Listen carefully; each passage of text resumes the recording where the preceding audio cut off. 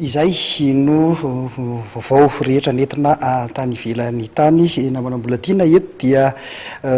tsy tonga ho azy ary tsy vita ny fandarana mahery samyrery ny fandehanana amina sehatra ohatr'ireny raha tsy eo ny mpiara-miasa mpanoana ka isanana manokana eto ny tsy ivato izay anisana anampy eo ihany koa ny ministera ny fanatanjahantena amin'ny alalan'ny tafita sy ireo fédérationna maromaro izay fédérationna taranja baolina lavalava sy ny taranja fototra atletisme izay isan'ny miara-miasa akaiky tamin'ny fandarana mahery. Ia, iveneto toerana arsika ilaza ireo vaovao avy eto toerana amin'izay hiteny avaratra tsimondranoteny marina koa dia nitanterana androany ary ny lalao famaranana ho an'ny sokajy senior ho an'olona sivy izy ity tamin'ilay fifananana tournoi Bertin ka teny Karobato teny no natanterana izany tsy totozy hatramin'ny faranefana izy io noho ny fiavian'ny orana.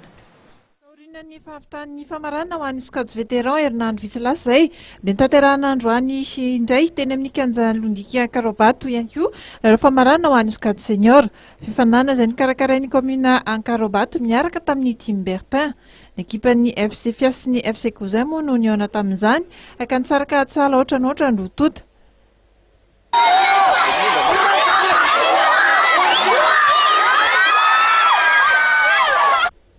Averina amin'ny fotoana manaraka moa ity lalao ity satria dia ny kija ny orana tsy afaka nitohizana intsony ny lalao. Tanjona amin'ny fikarakarana izao etsika izao ny taiza sy ampivotrana ireo tanora mpanao fanatanjahantena avy eny amin'ny manodidina. Ny fampizaran'ny commune sy ny mpanohana azy moa ny fanomezana loka ireo mpandray anjara tamin'ity fanana baolina kitra ho an'ny olona sivy ity mba ahafahana manome fahafa-po ireo tanora mpity baolina kitra.